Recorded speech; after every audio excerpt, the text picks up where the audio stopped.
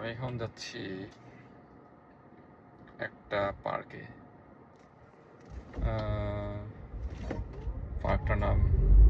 পার্কটার exact নামটা এখন খেয়াল নাই, কেমন যেন বয়েস দি ওর টাইপ একটা নাম, এমন খুব অদ্ভুত, মানে অনেকটা ফ্রেঞ্চ টাইপ নাম।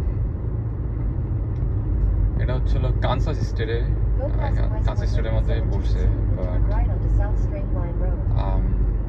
কানসাস স্টেটে পড়লেও এটা হচ্ছিল পাশে হচ্ছিল মিজোরি স্টেটের কানসাস স্টেটের বর্ডারের কাছাকাছি আর কি, কানসাস সিটির ওইখানে। এখানে যাচ্ছি হচ্ছে গিয়ে পিকল বল খেলার জন্য। দেখাই আছে এটা, আল্লাহ, পিছনে সব ভাঙ্গা চোরা চুরমার হয়ে যেতেছে। আমি একটা কফি মেকারও পিক করছি একটু আগে মাত্র, খুবই কমই পাইছি কফি মেকারটা। আচ্ছা, ইন্টারেস্টিংলি কফি মেকারটার নামও খুব অদ্ভুত, দি লগ্নি বা দি লঙ্গি এরকম কিছু একটা নাম, আমার এই মুহূর্তে নামটা মনে। এটাও মনে হচ্ছে আমার কাছে কেন জানি একটু ফ্রেঞ্চ বা ইটালিয়ান টাইপের নাম, maybe, I am not 100% sure. তো পিছনে মাত্র পিক করলাম, খুবই কমই পাইছি। পিক করার পর এখন হচ্ছে পিকল বল খেলতে যেতেছি।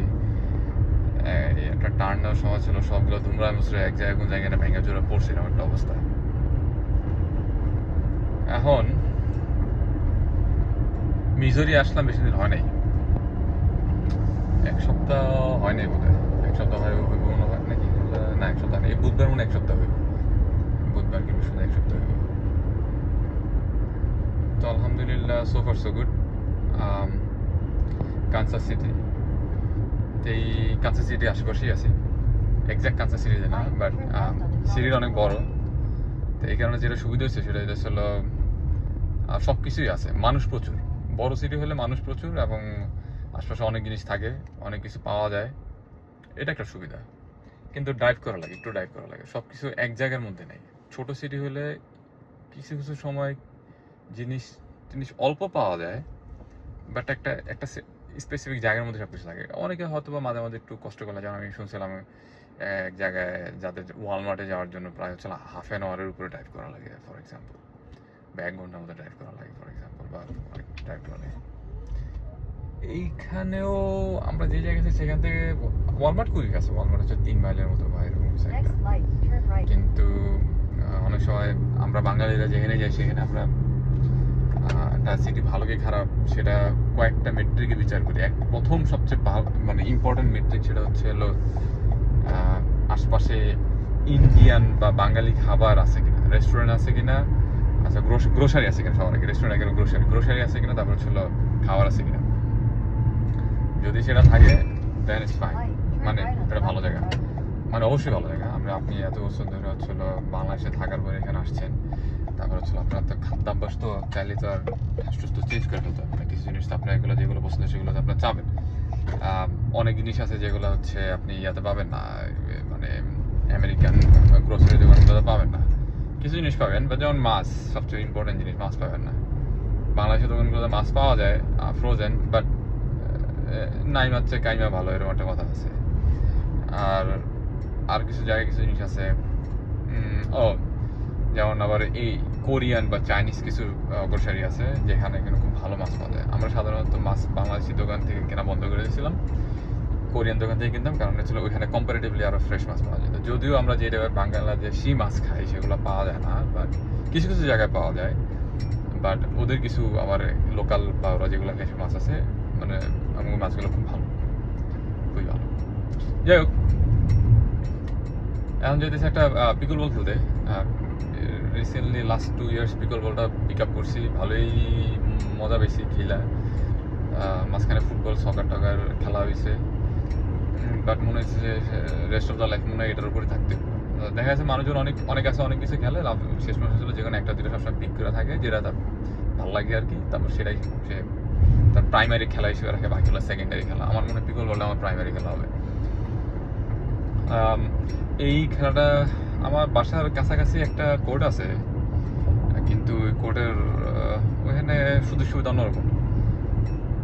এটা প্রায় অনেকক্ষণ ড্রাইভ করা লাগে, যেখানে খেলতে যেতে বাসা থেকে অনেকক্ষণ ড্রাইভ করা লাগে। কিন্তু এখানে একটা সুবিধা হচ্ছে এই জায়গায় অনেক ভালো প্লেয়াররা খেলে এবং খুব ভালো প্লেয়ার খেলে এবং হচ্ছিল খুব প্রচুর প্লেয়ার হয়।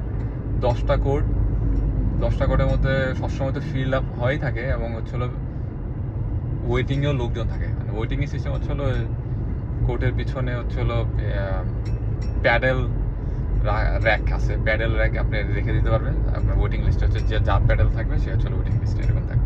তো প্যাডেল র্যাকেও দেখা গেছে যে ফিল আপ হয়ে যায়। প্যাডেল র্যাকেও প্রায় 10টা কোর্টের জন্য 440 জনের জন্য 40টা প্যাডেল র্যাক আছে, সেগুলোও ফিল আপ হয়ে যায় মাঝে মাঝে।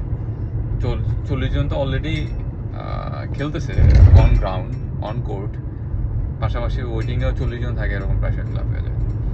ইভেন মানুষজন সবসময় রোটেট হয়ে খেলতেই আছে আর কি, যে শেষ হবে তারপরে জন আসবে এবং কম্বাইন্ডলি বিভিন্ন জনের সাথে খেলা হয়, খেলা ভালো হয় আর কি, খেলার কোয়ালিটি ভালো হয়। অসুবিধা হচ্ছে হলো এখানে খেলতে গেলে আপনি একটা খেলার পর একটু বসে থাকা লাগে। অন্য জায়গায় অত যেখানে বেশি প্রেশার নাই সেখানে হচ্ছে আপনার অত বসে থাকা লাগে না, যদি খেলতে পারবেন। পিকলবল খেলাটা রিসেন্টলি ইউএসএতে খুবই একটা জনপ্রিয় একটা খেলা হয়ে দাঁড়াইছে, যে খুবই পপুলার হয়েছে আর কি, পপুলার একটা খেলা হয়ে দাঁড়াইছে রিসেন্টলি।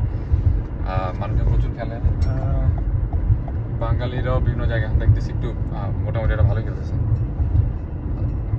তো অনেকে খুব অপছন্দ করে, যারা একটু বিশেষ করে হচ্ছে খেলে টেনিস, তারা কেন জানে সামনে ওইটার খুব হিট করে। যে কোনো খেলার কাছাকাছি লেভেলে আরেকটা খেলা আসলে পিছনের যে